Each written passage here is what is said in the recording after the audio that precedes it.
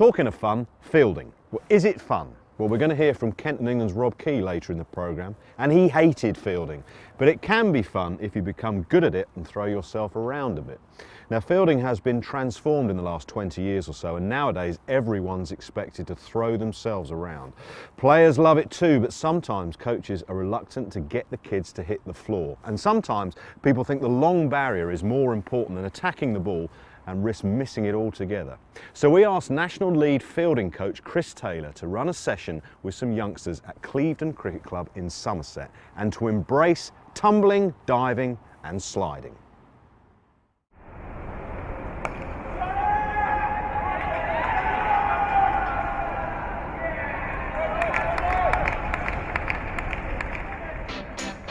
Do I want to be that cautious one that has to go long barrel, or do I want to be that person that makes a run out and changes the course of the game, where everyone's high-fiving me and we're all celebrating?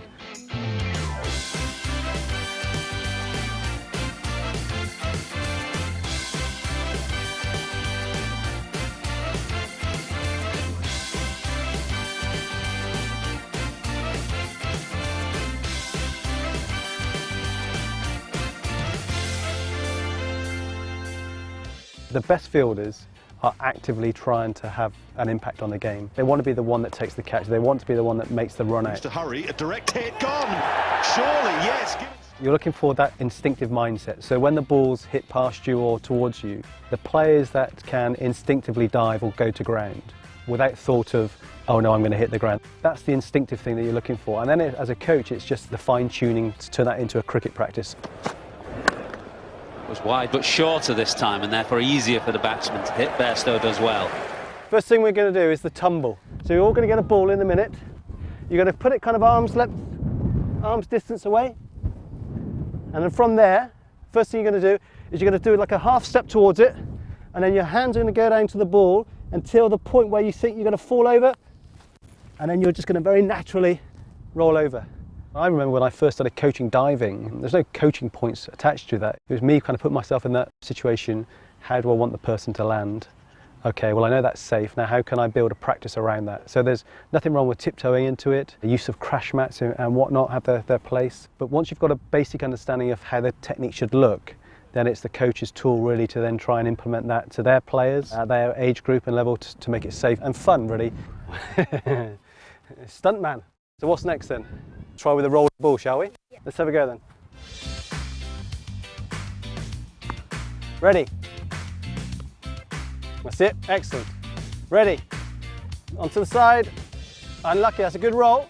It needs to be a positive experience first and foremost. Yes. And then very quickly, I like to add kind of competition games into things. So there will be winners and losers. There will be challenge one against one. And it puts the skill that we'll go through step by step and learn. It puts the skill under a bit of pressure. What's probably the most important thing we can use this skill for? Get the other team out. Run outs. That's the reason. So let's see if you guys within 5 minutes are able to do the roll, tumble, pick up and throw at the stumps. Put a bit more pressure on you this time. Make it a competition, okay? So if you make the roll and the ball's in your hand, you automatically go into the next round. If you hit the stumps, that's like the golden buzzer. That's like you fast forward to the final no matter what. Okay? Britain's Got Talent. So this is Clevedon's Got Talent, okay? Oh, gold buzzer. Up. Oh, a bit wayward with the throw. Oh, yes. Oh, need a hit. Ready. Oh, we got a fumble.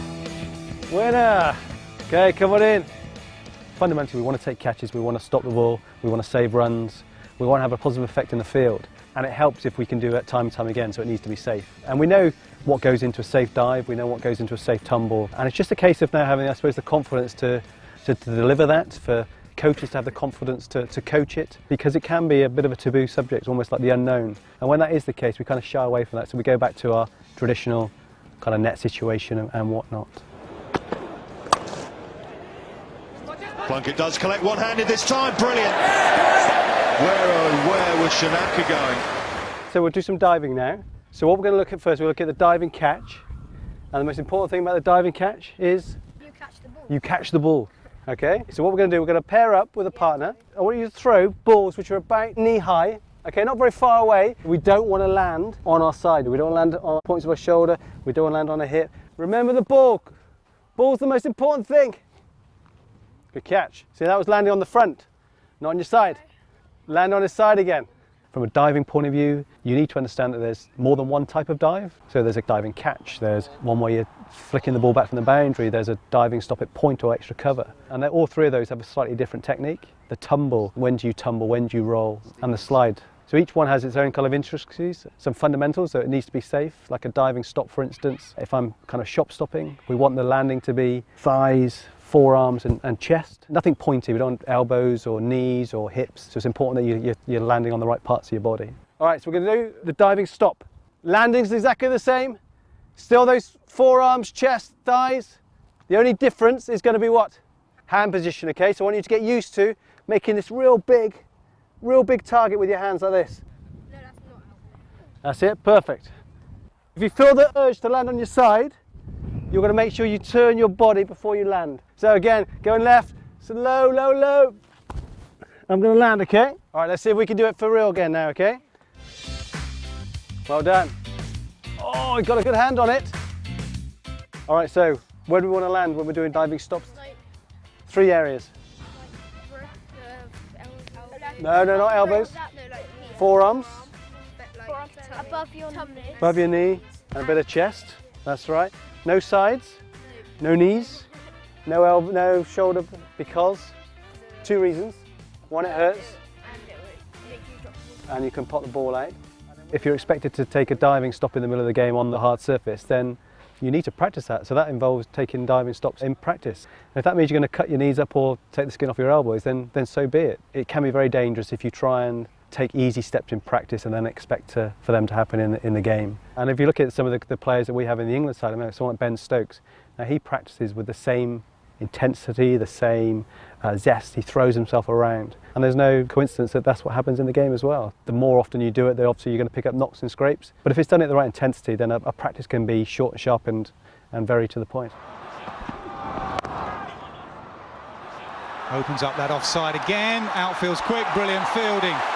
Think it's Hales again, it is. All right, so this is our slide mat. Okay, so this helps us practice. You've seen the ones on the boundary, running, diving, flicking the ball back, sliding and knocking it back. That's what we're going to do, okay? So I'm running full pelt, I'm going to dive. Oh. Okay, ready, get down low, slide, slide, slide. Oh no, we've not made it. Okay, so you need more momentum. Run, run, run, run, run. Yeah, well done. Down. Oh, yeah. Yeah, well done. It's all about that mindset. I'd always encourage a young player to get used to trusting their hands, so back their hands, ball's coming along, it may be even bobbling, but just trust your hands to pick the ball up because you're going to have a far more positive impact on the game. This time the ball's going to be moving. Okay, so I'm just going to roll it across the mat. You need to time it to flick it back. Okay, ready? Go. Oh, that's 4 runs. Go. Yeah, well done. Yeah, well done. Go. Oh no, he's taking it with him. Down. Oh no, he's taking it with him. Go, go, go, go, go, go. Put them in situations where they're trying to have a positive impact on the game. I'd be more frustrated with a player if they took an easier option, if they took a step back and went down onto a long barrier, for instance. I'd be more frustrated with that as opposed to running at the ball, trying to pick it up one-handed to enforce a run out. That would be praised for me, and the long barrier, the safe thing, would be almost frustrating. So always encourage the players to try and have a big impact on the game. I reckon I'm going to score 5, no, I'm going to score at least 6 boundaries. If I get 24 runs, I win, okay? Yeah, that was a good one.